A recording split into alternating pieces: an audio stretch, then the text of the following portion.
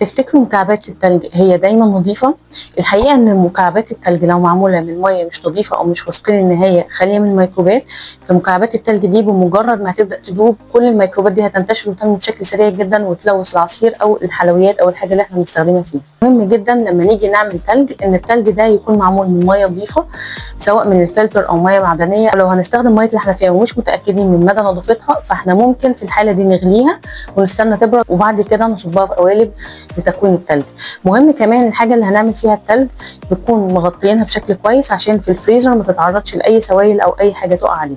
لما نيجي نطلع التلج الافضل ان احنا ما نستخدمش ايدينا بشكل مباشر، نستخدم اي ادوات تانية تكون نظيفه ومتاكدين منها، عشان الايد في احيان كتير ممكن تكون شايله ميكروبات واحنا مش عارفين. لو هنشتري حاجات فيها تلج من اي كافيه او مطعم يا ريت نتاكد الاول ان المكان يكون شايفين عليه علامات واضحه للنظافه والمعايير الجوده وسلامه الغذاء، علشان نبقى مطمنين انهم اتعاملوا صح مع التلج واختاروا ميه نظيفه من البدايه. خليكم في السلامه.